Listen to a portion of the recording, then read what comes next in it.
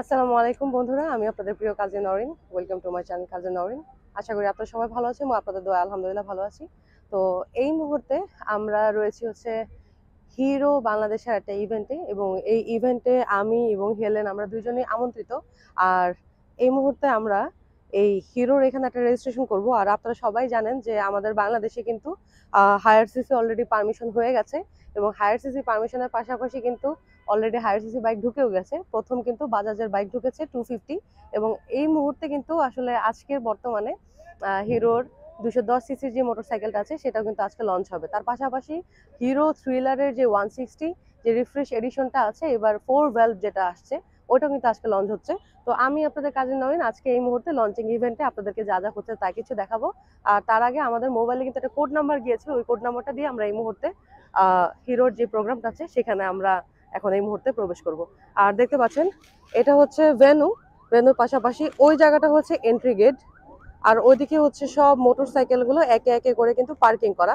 আর এখানে খুব সুন্দর করে ফেস্টুন করা আছে সবকিছু। তো চলুন আর দেরি না করে আমরা ভেতর প্রবেশ করি। তো এই মুহূর্তে আমরা এন্ট্রি করে ফেললাম, এবং তার পাশাপাশি যে আমাদেরকে একটা ব্যান পরাই দিছে, আর এখানে একটা সিল দিয়ে দিছে। আর এই মুহূর্তে আমরা কারিজমার সামনে দাঁড়িয়ে আছি। এই যে হেলেন, সে হাই। একটু কষ্ট হচ্ছে ওর এই যে ব্যাগটা আলগাইতে। আর তার পাশাপাশি এই যে আমরা এন্ট্রি গেটের সামনে দাঁড়ায় আছি। তো এখানে একটু ছবি তুলে আমরা ভেতরে প্রবেশ করব।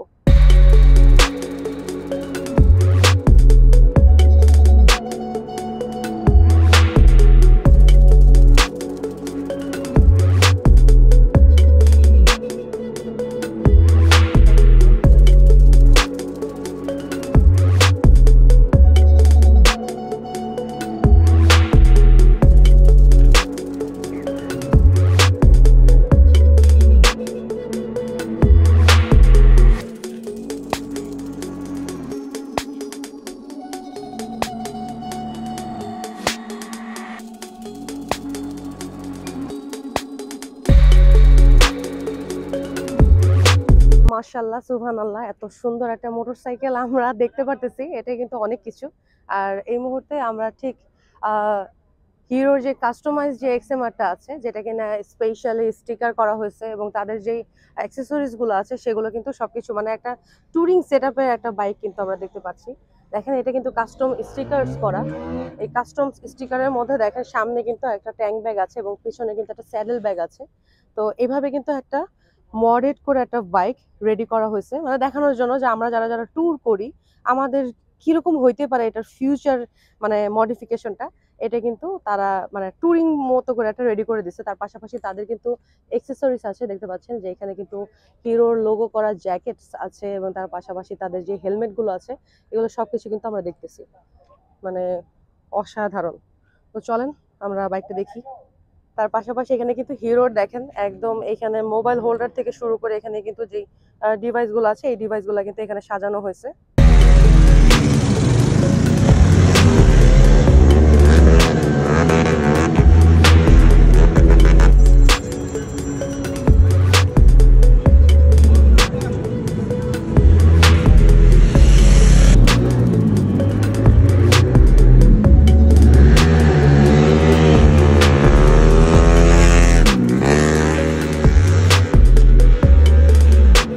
Oke, Akif, oke boys.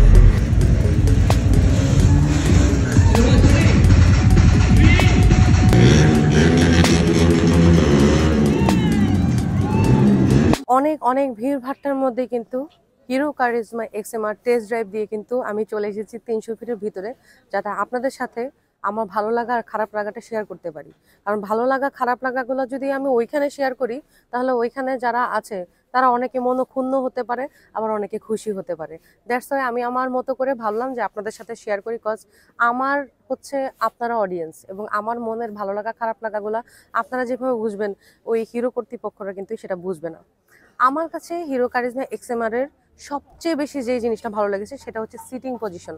Sitting পজিশনটা একদম আমরা যারা ট্যুর করতে পছন্দ করি, আমরা শুরু থেকে দেখা গেছে যে R15M রাইড করেছি কিংবা অন্য অন্য যে মোটরসাইকেলগুলো আমরা রাইড করেছি, ম্যাক্সিমাম সময় দেখা যায় যে পাওয়ারের জন্য আমরা ওই বাইকগুলো কিনেছি, কিন্তু দেখা যায় যে সিটিং পজিশনের জন্য আমাদের হাতের থাম্ব ব্যথা করে কিংবা কারো কারো কাঁধ ব্যথা করে, কারো কারো মাজা ব্যথা করে। এই জন্য ম্যাক্সিমাম সময় কিন্তু আমরা কি করতাম, গুটলি এরকম এরকম হাতের সমান সাইজ করে আমরা গুটলি ইনস্টল করেছি।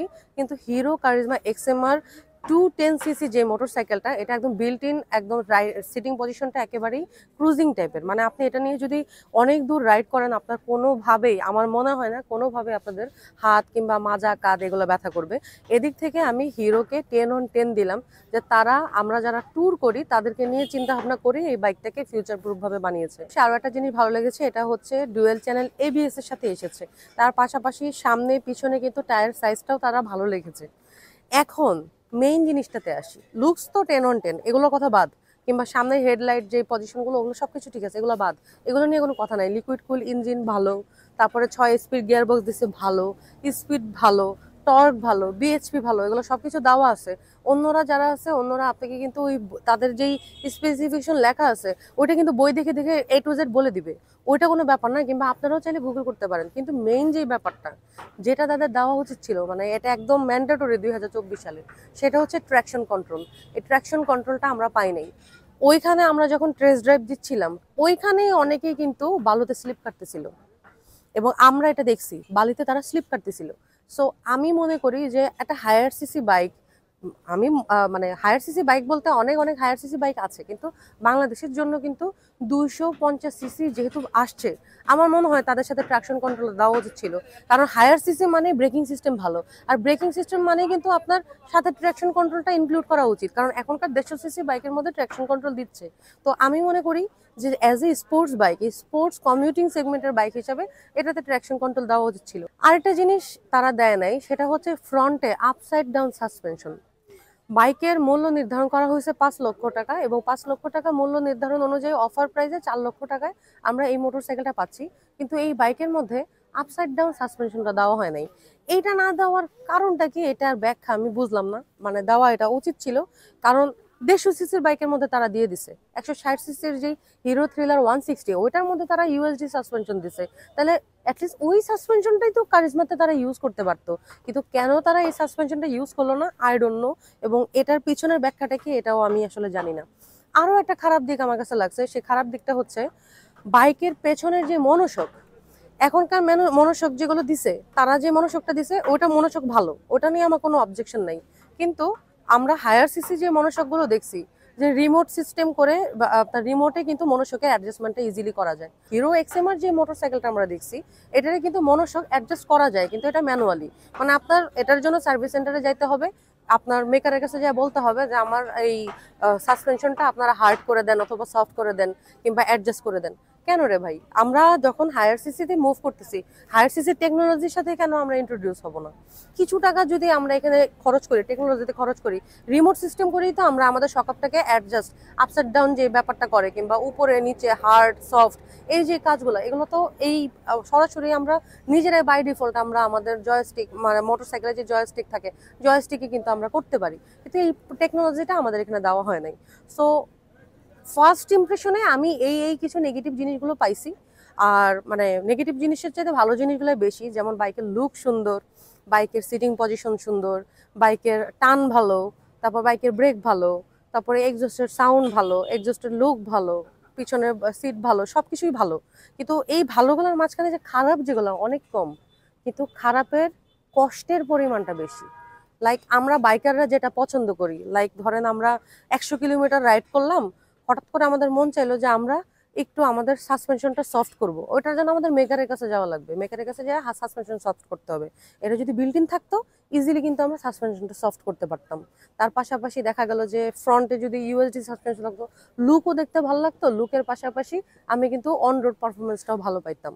আর যদি ট্র্যাকশন কন্ট্রোল থাকতো, আমার চোখের সামনে আজকে টেস্ট ড্রাইভের মধ্যে অনেকেই কিন্তু এখানে স্লিপ কাটছে, অ্যাটলিস্ট স্লিপ কাটতো না। একটা 210cc বাইকে স্লিপ কাটা মানে বুঝেন, মানে এটা তো এক্সপেকটেশনের চাইতে অনেক কিছু। তো বাইক ভাল লাগছে ভাই, বাইক ভাল লাগছে। আর লাস্টে যেটা আর কি, দামের যে ব্যাপারটা, দামটা আর একটু কম হওয়া উচিত ছিল, যেহেতু এটা একটা ইন্ডিয়ান বাইক, আমরা অনেক কিছু এক্সপেক্ট করি হিরো বাংলাদেশের কাছ থেকে, তারা যাতে প্রাইসটা আর একটু কমায়। কস্ট 4 লাখ টাকা, 4 লাখ টাকা অনেকে এফোর্ড করতে পারবে, আবার অনেকে একেবারেই এফোর্ড করতে পারবে না।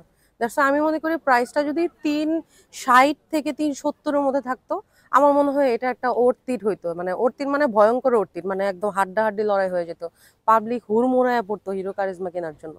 যাই হোক বন্ধুরা, আমি আমার ভালো লাগা মন্দ লাগা সবকিছু আপনাদের সাথে শেয়ার করলাম।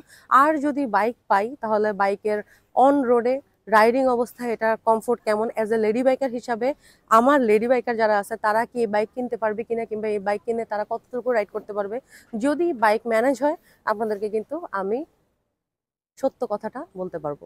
তো আশা করি আপনাদের কাছে আমার এই কথাগুলো ভালো লেগেছে, আর যদি ভালো লেগে থাকে কিংবা আমি যদি কোনো কিছু মিস করে থাকি তাহলে সেটা কিন্তু আপনারা চাইলে কমেন্টে আমার সাথে শেয়ার করতে পারেন। আর আপনাদের কাজে ধরেন কিন্তু এখনো মোটর সাইকেল নাই, হেলেনের বাইক চালাই আমি, হেলেনের পিছনে বসি আমি। আপাতত আমি হেলেনের পিলিয়ন হিসেবে এখানে সেখানে যাই। আপনারা সাজেস্ট করেন কোন মোটর সাইকেলটা আমি কিনবো এবং কোন মোটর সাইকেলে আপনাদের কাজে নরেনকে আপনারা দেখতে চান, অবশ্যই কিন্তু কমেন্ট করে জানাবেন। এবং যদি ভালো লেগে থাকে সাবস্ক্রাইব করে হয়ে যান কাজী নরেনের সদস্য।